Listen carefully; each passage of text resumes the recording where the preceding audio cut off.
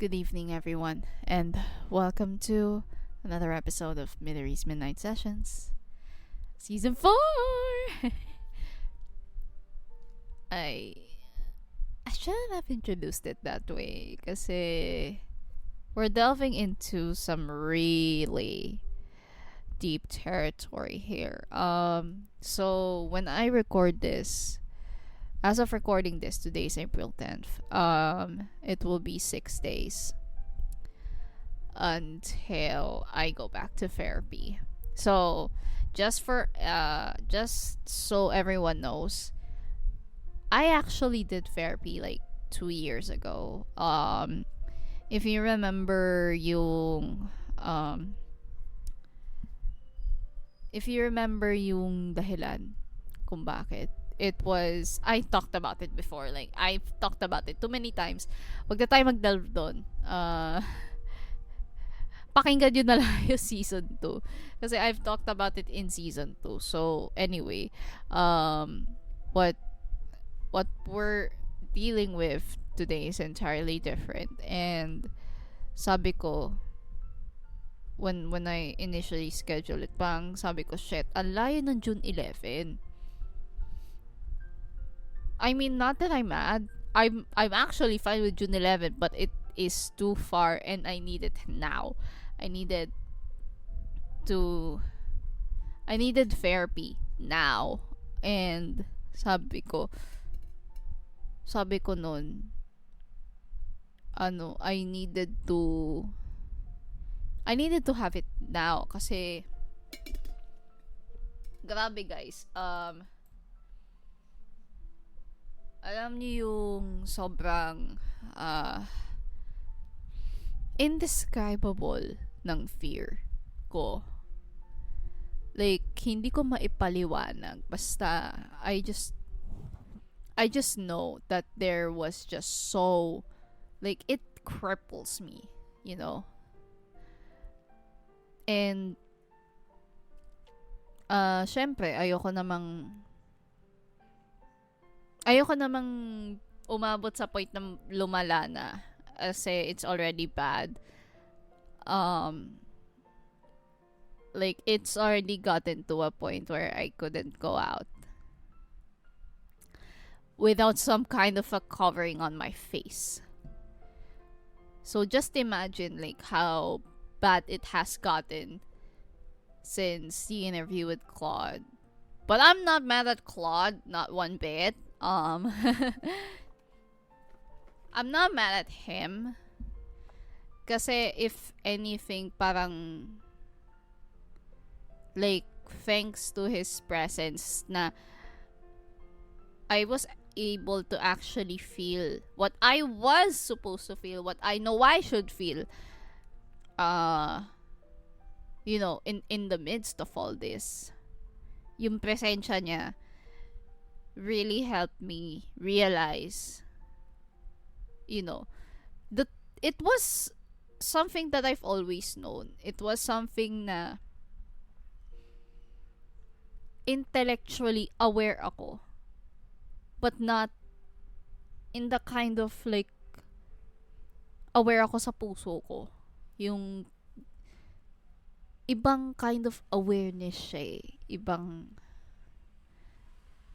basta kakaiba na hindi ko alam kung dapat bang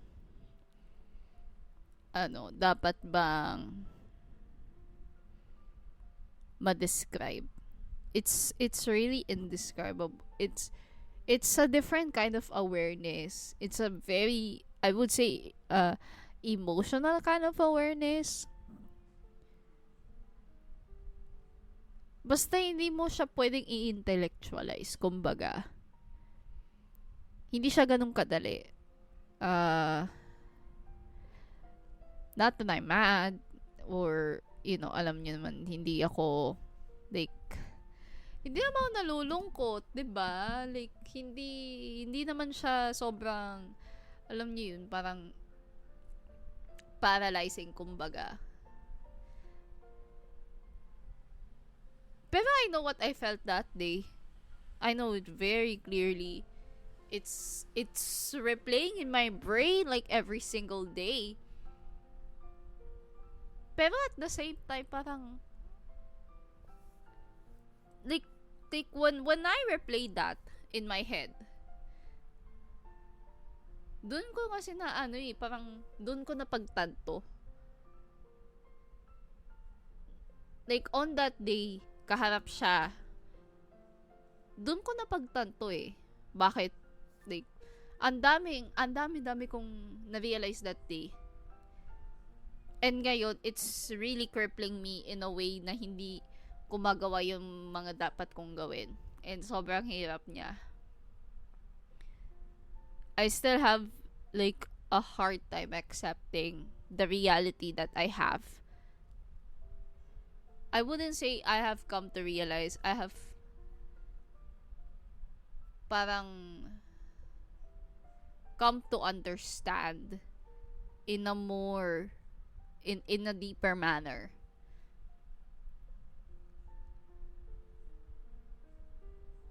And I think I've pretty much explained it sa kanya.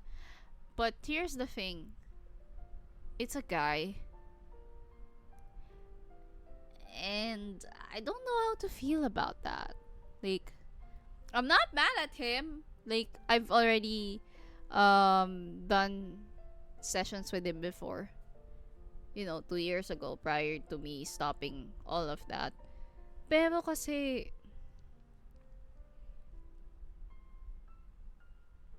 there are only a very, very, very few there are very few men na talagang I feel that I'm comfortable with. Like, guys, I'm not even comfortable being touchy-feely with my own brothers. And that's family already, so like, how are you supposed to like get touchy-feely with other people? Like, pretty much the only person that I'm kind of touchy even with is Chihaya, my best friend.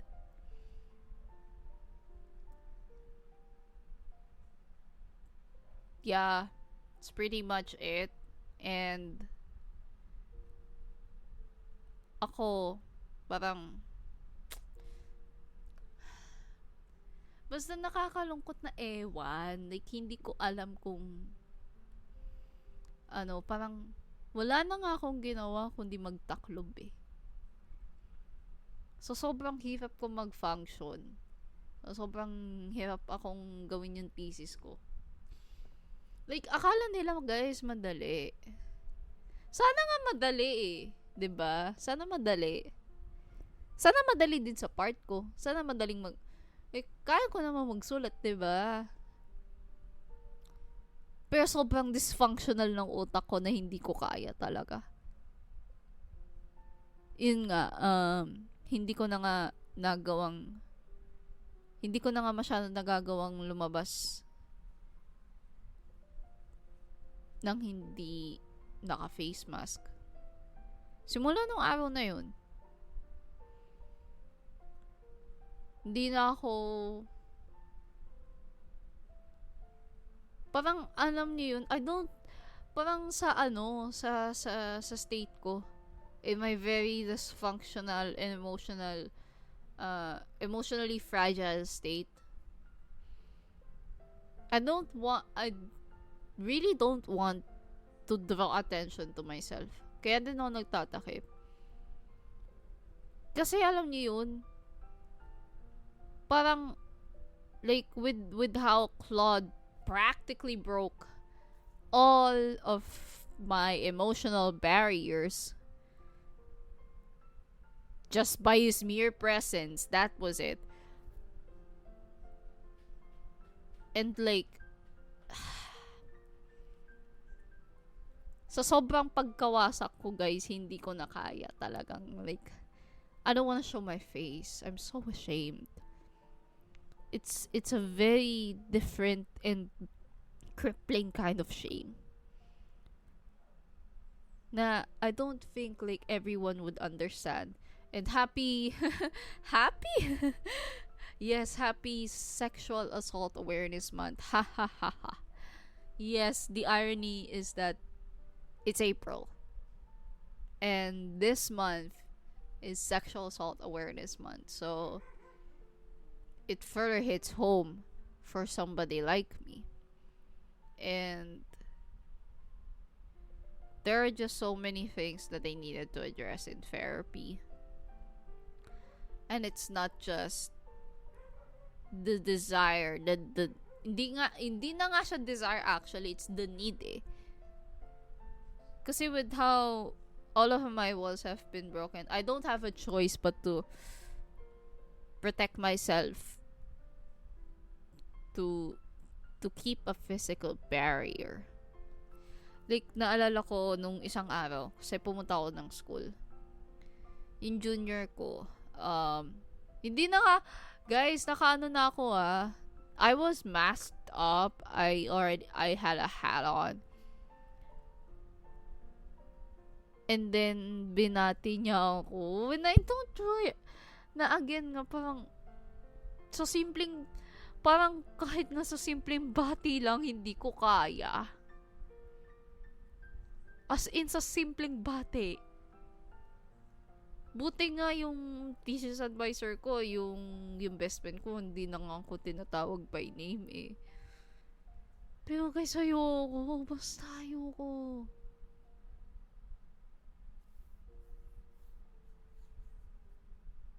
Like, alam niyo yun?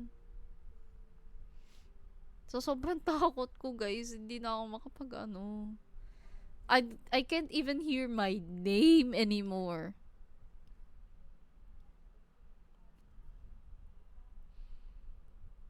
If you remember nung that day, Claude was like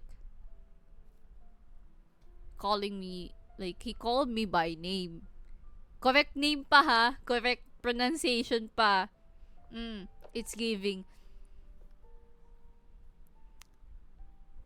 And parang bigla akong like, I kind of flinched that time. Eh kasi nagbabasa din ako ng nagbabasa ako ng libro.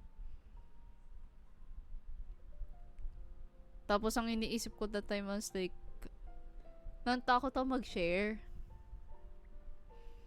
As in, sobrang natakot ako mag-share. Kasi the inevitable is gonna happen. I was bound to share that experience. Pero nakakatakot pa rin. And honestly, like, it's very crippling in a way din na naging pipi ako.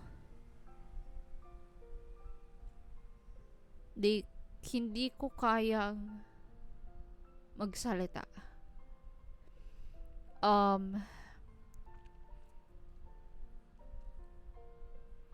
When I talked to my thesis advisor last week, you know how I relayed to her na gusto ko siyang kausapin by notes? Kasi hindi ko kaya. Like, hindi ko... Kasi guys, alam niyo yung ko noon. Like, my emotions were just really, really getting the better of me. So, sabi ko, sige, i-notes na lang natin. Di tinype ko. Tinanong niya ako kung anong ganap ko daw doon. And I had to get my phone out and type out what I wanted to say to her. Tsaka lang ako nagsalita nung kami na lang dalawa. Like, ayoko guys. Di na nga ako nagsalita masyado. Nung nung Tuesday, sabi ko. Nagsalita lang ako nung nung ibibigay ko na yung Kasi guys, for context, pumunta ako ng Batangas over the weekend. Kasi piyesta doon. Piyesta sa Lipa pala, rather. Then, pumunta kami ng Taal. Kasi gusto ni mama pumunta doon sa may simbahan. And, what do you call this? Bumili kami ng souvenirs. And ang binili ko ay ballpen. Shia loves, stationary stuff. Ang binili ko sa kanya last year was a highlighter set. Oo, a highlighter set. Binili ko pa sa may Farmers Plaza bago on the way home. Kasi nag-stop ako sa may Farmers Plaza. Tapos doon ko siya binili. Kasi dapat nga bibilang ko yun ng cake. Banas? Pero anyway, yun yung parang wala na talaga. Parang sobrang nahihiya ako. Sobrang natakot ako. Naewan ko kung maintindihan ng ibang tao. It's really crippling. It's a crippling kind of fear na basta ang hirap niyang ipaliwanag. Na sana, like, if people understood. Kasi ito na nga yung realization ko. Ang hirap maging biktima. And this is not, like, parang, this is something that I've kind of run away from for a long time. Like, if you remember, I used to tell that story na parang kwento lang. Nangyari siya sa ibang tao. Parang the way that I described it was like a journalist who reported on that story. But the irony nun, that happened to me. That's the irony of that statement. It happened to me. It didn't happen to someone else. It didn't happen to them or to anybody else. It happened to me. 'Di ba? And sobrang, I think ever since then, like, nung kinukwento ko siya to Claude, being in front of like a real journalist,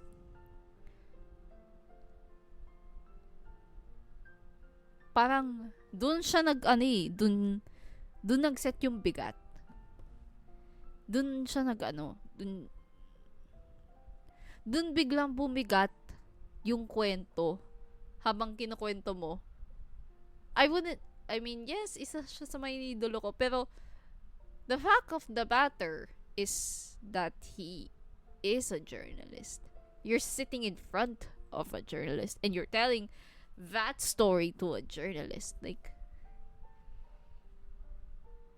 iba yung bigat.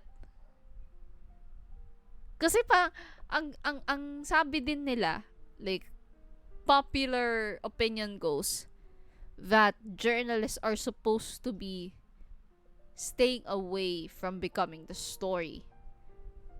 But the irony of that is, I kind of am a journalist, pero sa akin din yung kwento.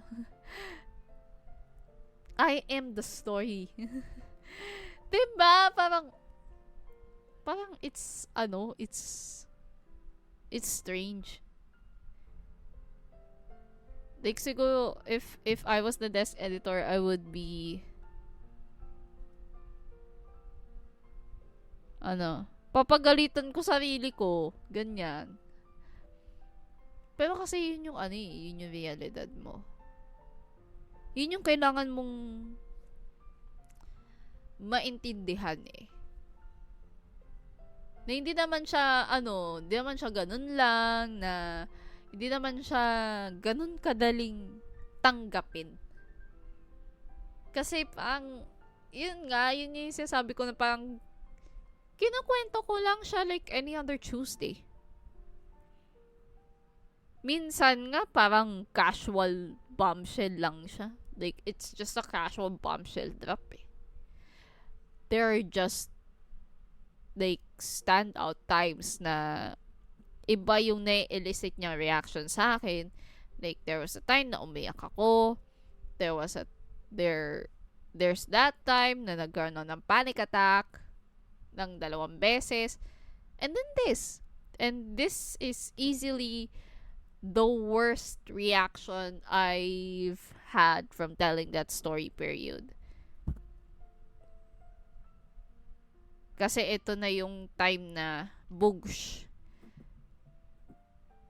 The boulder has been thrown on you. I still remember that image nung grade 2. Pauwi na ako. And may binato. May binato sa court. Tapos may yung bata sugatan kasi natamaan siya sa ulo, and like there was just so much blood falling out of his face. It was a guy, if I remember correctly. So much blood, and that's how it feels. Like tapos yung dugo niya natulo dun sa court mismo. Pauwi na ako nun. I was so young back then, but I remember that image very well. It's such a visceral image in my mind. And parang ganun yung pakiramdam na binato ka ng katotohanan, and I'm bleeding so bad na ang hirap maintindihan bakit sa'yo nangyari yun. Parang simulang hindi ko na kaya maging masaya. Like, I mean, yes, there are times, there are bursts of happiness. Pero like to be genuinely happy, parang hindi. Sobrang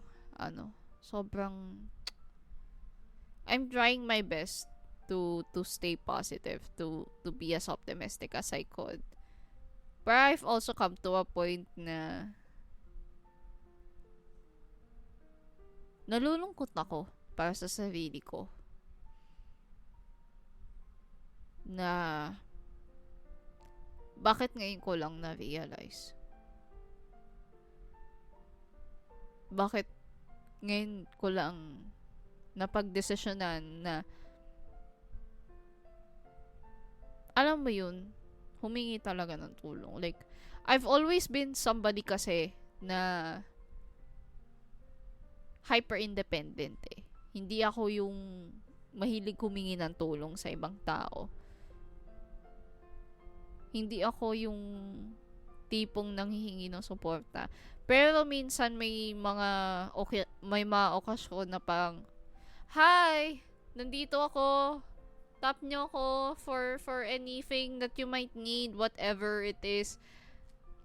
Pero hindi ka napapansin. So, parang ang estado ko na lang is, sige, yaan ko kayo. Gusto nyo yan. Pero syempre, may sa loob ko na, I'm still here. If any, like, you need help, I'm here. Pwede nyo kong itap. Pero wala namang tatap. There's no one that appreciates whatever it is that you do. And I remember one of my classmates asked me while we were making a project na bakit hindi ka editor, ganyan. Why don't you speak up?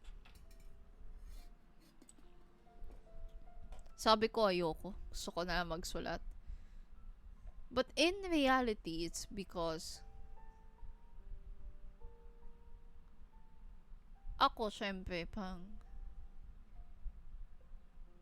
I have to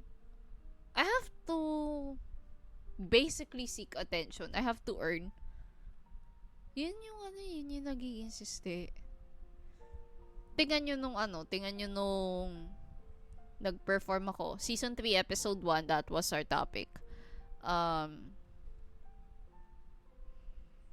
Tingnan nyo nung performance na yun. Yes, it was definitely the most magical time, period. But I had to earn that. I had to say to my classmate na pwede ako mag-perform. Sabi kong ganon. I-tap nyo lang ako if wala kayong available. Kailangan ko pa mag-ganon imbes na sila ang magtatap sa akin. Kailangan i-presenta ko pa yung sarili ko, and now that I need help na parang nahihiya ako mag-reach out kasi sabi nga ni Chaya nun, ikaw naman kasi parang hindi ka naman nag-open up na kailangan mo din ng tulong. You have to open yourself. You have to let us in. Sabi niyang ganun. If I remember it correctly. Pero at the same time,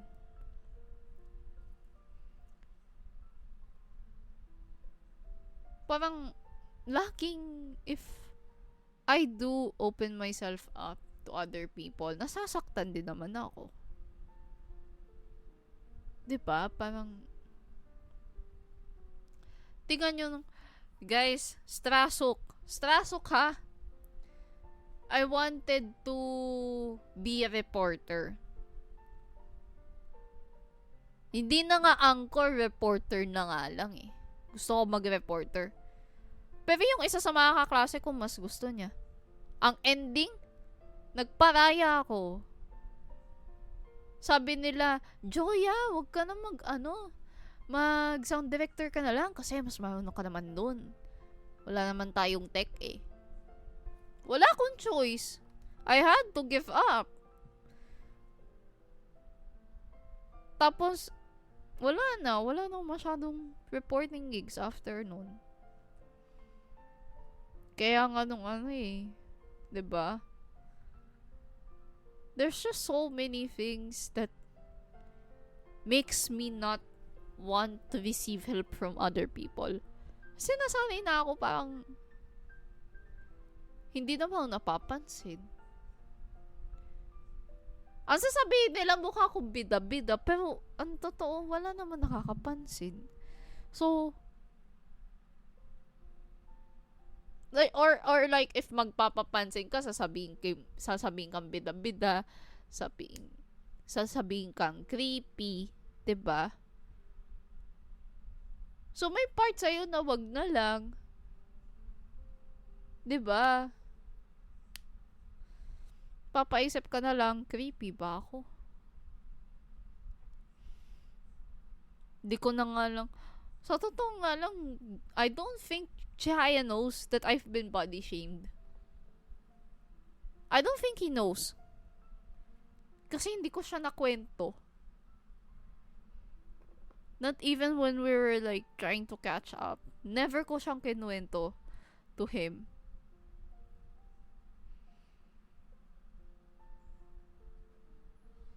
Pero syempre nakakadurog ng puso yun kasi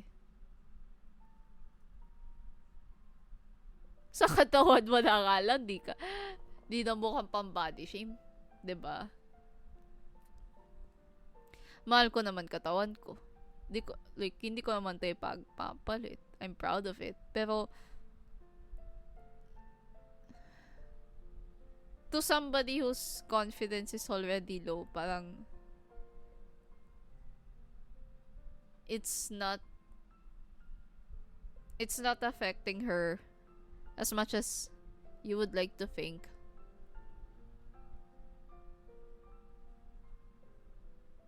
Pero nakakalungkot lang na somebody has to make these comments.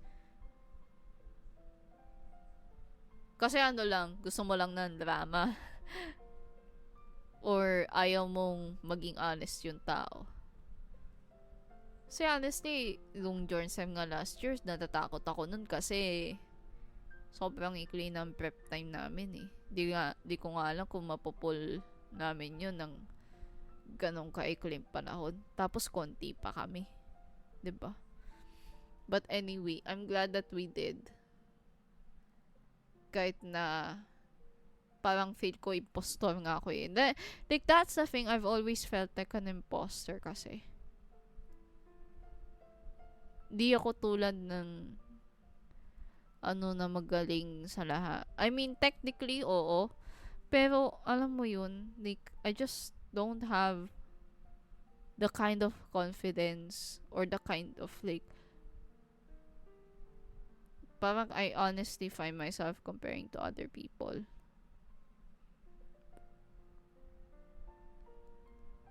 Kasi, mas magaling naman sila eh. Ano magagawa ko? Regine nga lang, nung Journalism, 'di ba? Musikeros naman yun, ano laban ko dyan? 'Di ba? Hindi naman ako magaling eh. Sa totoo, wala all these songs, pinaghirapan ko yung i-promote, pinaghirapan kong gawin yan.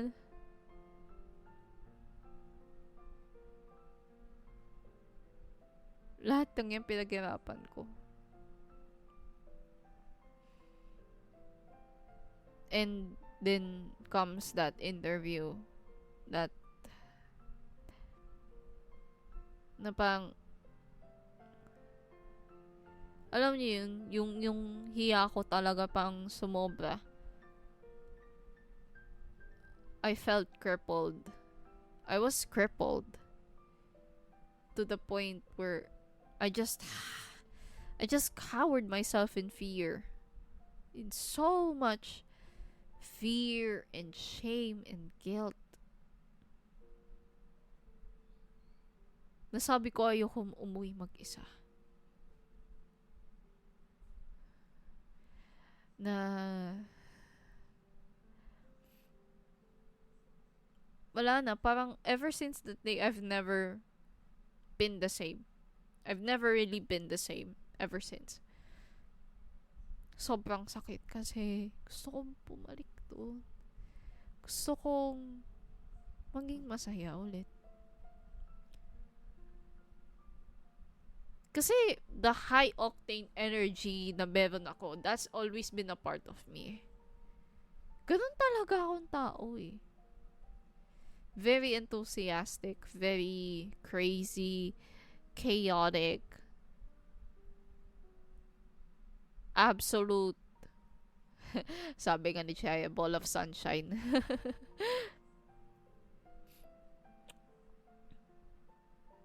Pero hindi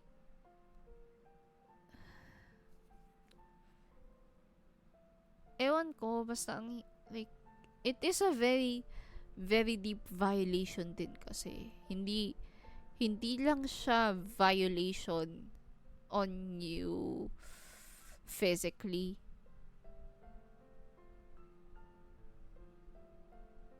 Parang your dignity was stripped away.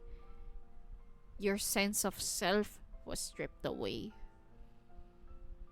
Yung pagkababae mo has been stripped away. Parang you're trying to piece together what little is left of your sanity. That's just what keeps me going na lang eh.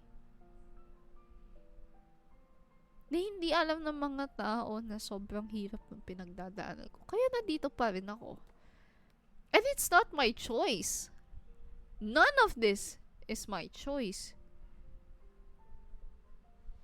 None of this I practically asked for. I just wanted to understand what was happening. I just didn't know that it could go this bad. And now that I'm gonna go back to therapy in a few days, I don't know what to make of it, really.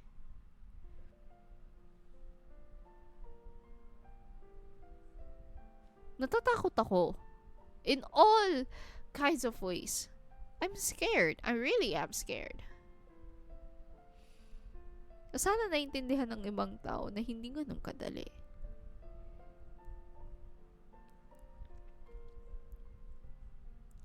Pero, I really want to see this through the end. I'm not somebody who's gonna cower and just leave in the middle of in the I'm just gonna leave. I'm just not gonna leave it in the middle of the road, you know? It's it's hard pero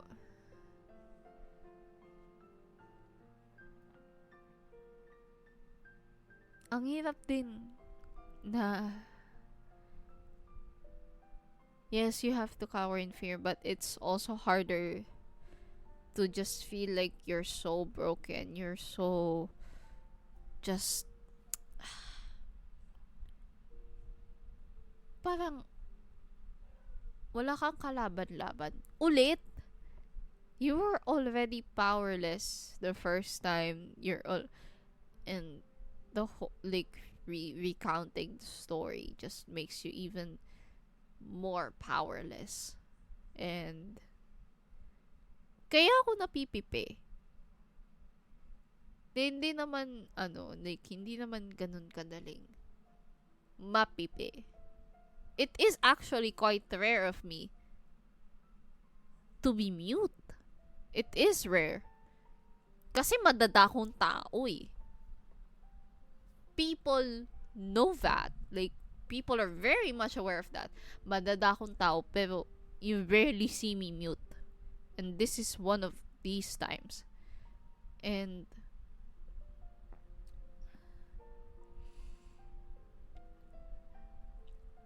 I'm sorry, guys.